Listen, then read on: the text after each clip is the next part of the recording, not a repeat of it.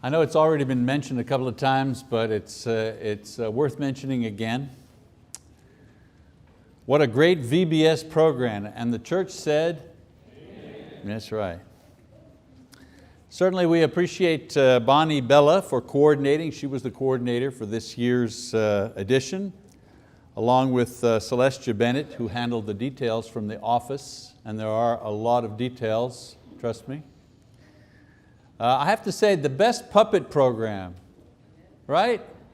Man, what a great puppet program. A lot of people participating. Debbie, of course, Kessler was the coach. Terrific job there, and the kids really were so into it, so excited to see the puppets. A great program. Super involvement by so many members in the areas of teaching, decorating, activities, snack prep, security, crafts, the AV guys in the booth who were miking, running around miking all the people, and then the mystery cookie Zorro, whoever he was, wandering around. And a special thanks to our youth group for serving in every area. I think that was really important. Saw them serving in every area, participating in the skits, guides, everywhere they were serving. A great thing. I didn't know how many, someone said over 80 people, 80, 85, easy to believe, so many people in the congregation participating in managing the kids and teaching, so on and so forth.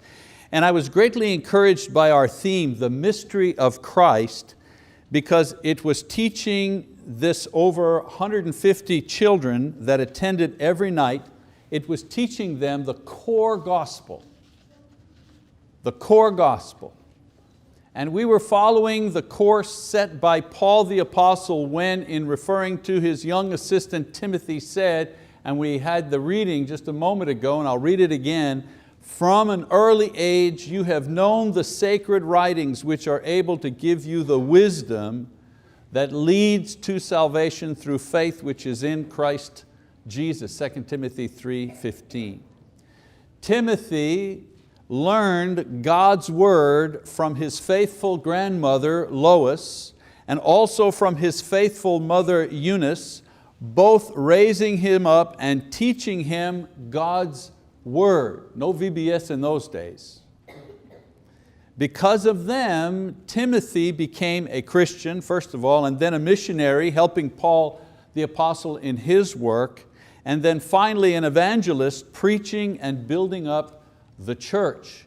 Amazing record of this young man. From an early age we see him, we hear about him into adulthood and how he was effective in the church. And in the same way, this past week we have seen grandmothers and grandfathers and even great-grandmothers and great-grandfathers and parents and uncles and aunts and others bringing children to VBS. 4 nights in a row, all very tiring, rushed suppers, late bedtimes, but seeing the looks of joy and excitement on the children's faces, all the effort was worth it. And I said, man, it's going to go late. Last year we finished at 8. This year, the teacher said, give us more time to do our crafts and that, and we'll finish at 8:40, and by the time you get out of here, it's past 9 o'clock. And I said, there was some discussion as to should we dial it back, should we shorten it? And finally the decision was, no, let's just do it. Let's just do it, because people will vote with their feet. If it's too long, too tiring, they'll just won't come back. Well, they came back all right with more and more. Every night we had more kids. And so next year we're going till 10 p.m. It's going to be, I'm happy. I am persuaded that God is pleased when we are consciously leading our children to Jesus Christ. Because He said, "Let the children alone and do not hinder them from coming to me, for the kingdom of heaven belongs to such as these." Matthew 19:14. And we were certainly in this kind of spirit, in the spirit of the kingdom of heaven here this week. So in the end, this is what VBS is all about. It's about leading our children to the knowledge of the gospel so that they are introduced to it at the earliest age possible. And you have succeeded in doing this. you who worked through the inconvenience to bring children, and you who worked through the fatigue to teach them, God bless you and God bless you all. Of course, one VBS doesn't complete the task, obviously. There's always more to do in teaching and training our children in preparation for not only adulthood, but for Christian adulthood. Parents, boy, I wish we'd remember that. We're not just training them for adulthood, we're training them for Christian adulthood. And so this morning, therefore, I'd like to propose to you 3 very important things that all kids need to know if they are to grow up to become well-balanced adults leading faithful Christian lives. Just 3. 3 things kids need to know. Number 1, kids need to know how to know. Kids need to know how to know. There was a time, maybe 150 years ago, that a well-educated person could learn pretty much all he or she needed to know with a well-rounded education. This is because there was a generally definable limit to the information available in any given area, and a bright person could, with training, master most of it. But in the last 50 years, however, the rate of new information available on any given subject has increased faster than it has in the previous 1900 years. Understand what I'm saying? 1900 years of accumulating information about various topics. In the last 50 years, we've accumulated more information about everything than we have in the previous 19 centuries. In other words, the pace of increased information is such today that what you learn in college may become obsolete by the time your diploma is 1 year old.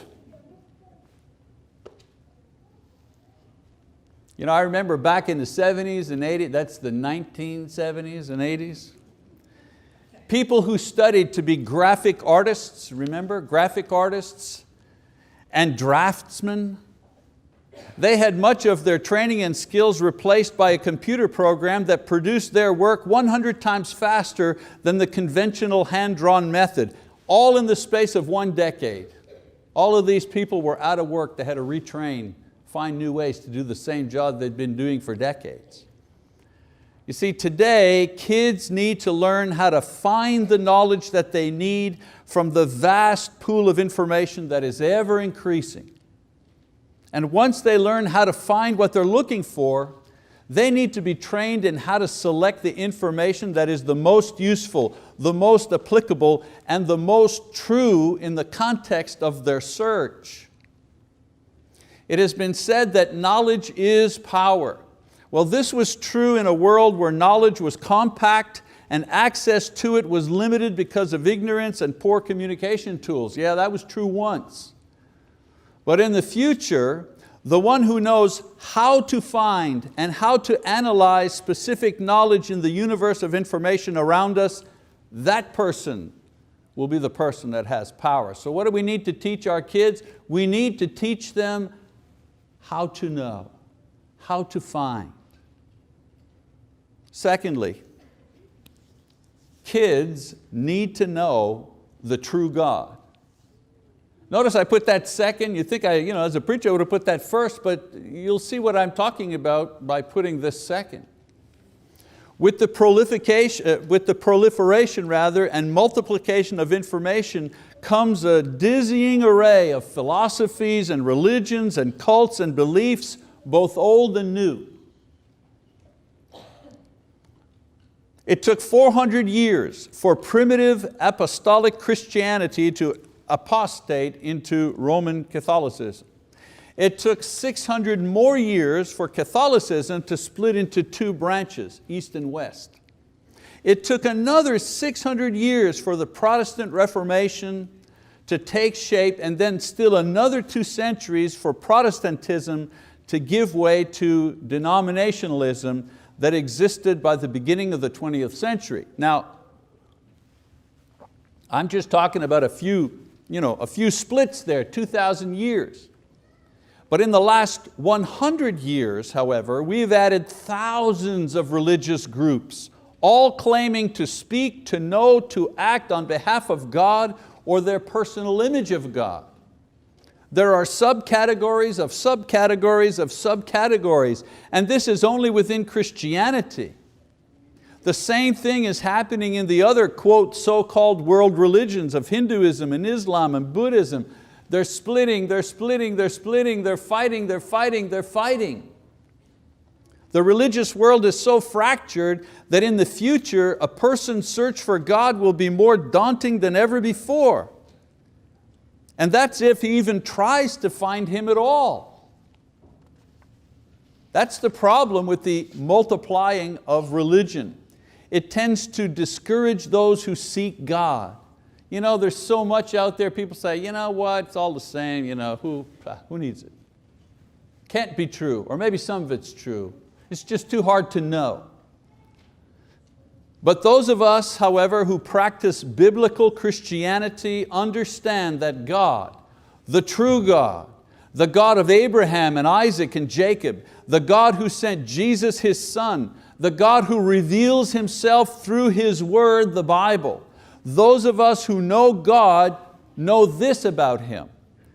We know that He has created man in such a way that man yearns to find the truth about what is beyond himself. Solomon says it in this way: God has set eternity in their heart. Ecclesiastes 3:11. God has wired us to search for Him. Even with the confusing array of options, the kids of today, like every kid before, will yearn to know the true God and search to find Him.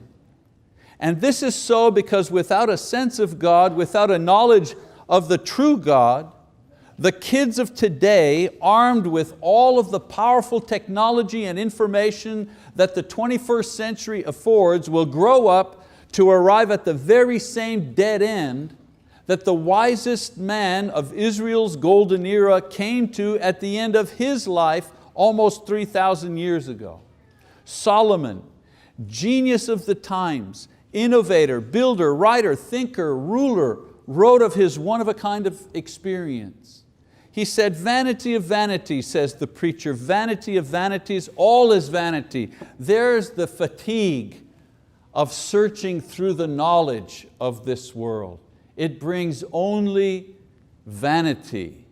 And then he said at the very end of Ecclesiastes, the conclusion when all has been heard is, fear God and keep His commandments, because this applies to every person. Every person seeks for God. Every person needs God. You see, advances in technology and information never outstrip a person's need to know the true God, because these things only affect our physical lives. Kids today need to know the true God because no matter how much they learn about the world around them and themselves, the proper context for all of it doesn't come into view until it is seen in the presence of the living and holy God. If you don't know who God is, you can't make sense of this world. That's the problem. That there is an ever-increasing mountain of information, this is new. But that there is no end to the knowledge and learning, this is not new. God revealed this to Solomon 3,000 years ago. In Ecclesiastes 12, verse 12, he says, "But beyond this, my son, be warned." It's a warning, he says. "The writing of many books is endless, and excessive devotion to books is wearying to the body." A mountain of information simply makes you tired. Our children will need to know God in order to make sense of this world and understand their place in it. And this is our great challenge as parents and as a church. We spend so much time preparing them to be adults, special classes, special sports program, training, making sure they know how to write the SAT, get them into the right college, socialize them, and so on and so forth, and that's good. But if they don't know who God is, and if they don't have a relationship with the Lord, they won't be able to make sense of all of this. And so our little VBS there, in our little family here, that's one of the efforts we're making to help them make sense of this world through a vision of Christ. And I encourage us to keep doing that, and not to be afraid and grow weary in doing these kinds of things. All right, one other thing I want to mention. What kids need to know. Kids need to know about love. They need to know about love. By the time modern kids grow up to be adults, the genetic code of human beings, having been mapped out, will provide a completely new way of treating and preventing diseases. Plants, animals, even humans will be routinely modified through genetic engineering. Machines will look, sound, and act more and more like human beings. And because of this, in the future, when these little ones grow up and they're our age, old style nationalism based on language and culture will begin to fade, as the new dividing lines will be drawn between what is considered to be human and biohuman. In other words, the future clashes will be over the definition of what is human and not what color you are or what language you speak. That's oh so 20th century. This sounds like science fiction, doesn't it? It sounds crazy, but this is where we're going. It'll be what modern kids today will have to deal with when they will be our age in the tomorrows to come. In a world we can't even contemplate now, what language, what common currency will transcend the time and the innovations of the society of the future? In a word, love. Love. Let me give you an example of how love transcends time. If somehow I could go back, time machine, I could go back to the year 30 AD and I could enter the Jewish society of Jesus' day and sit with the elders at the gates of the city of Jerusalem and speak with the mighty thinkers of that time. And if I could do this and describe to them the world in the year 2014, you know what? I think they just couldn't imagine it. I think I could not even find words in their language to try to convey concepts like electricity or television or rocket ship, plastic. How do you explain plastic? Or virtual to a 30 AD man.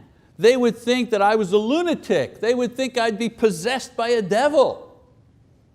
However, if I explain to these very same men at the gates of the city about my grandchildren, how God had blessed my wife and I with 9 precious, beautiful grandchildren, all of them healthy, all of them in families where there is love and commitment one to another.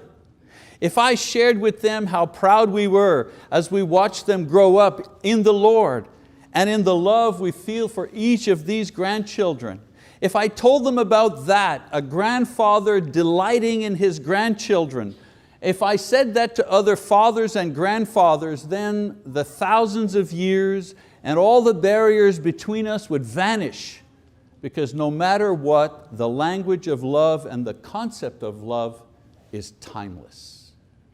Timeless. And so today's kids, they need to know what love is. They need to see it. They need to experience it. They need to be taught how to express it. They must be encouraged to set love as the high watermark for their relations with others and themselves, regardless of the type of world that they live in. Parents often worry because they can't keep up with what modern kids do or what they listen to or what modern kids know. And with the avalanche of new and newer ideas and technologies ever upon us, it's getting almost impossible for parents to keep up. What today's kids need, however, is not parents who know about everything they know.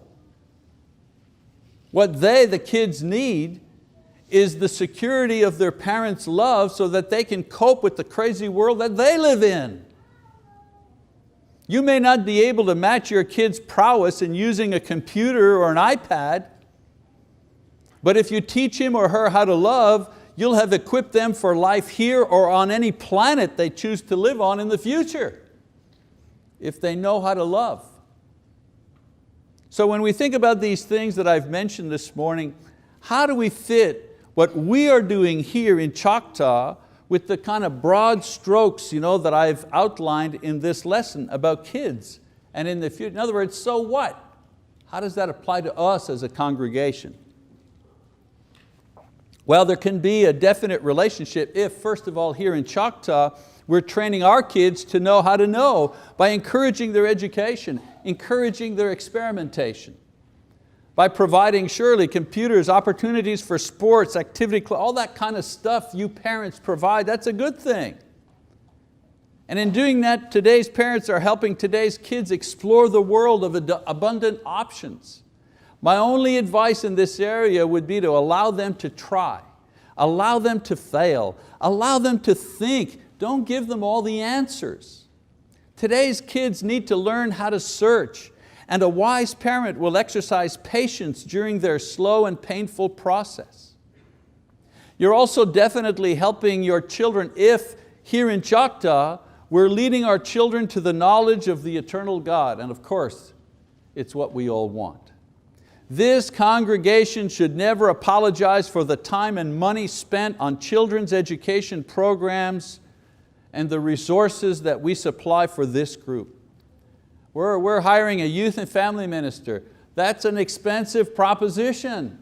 It was expensive to do the search in time and money, and it's expensive to the budget to bring on another person, but it's worth it. It's worth it.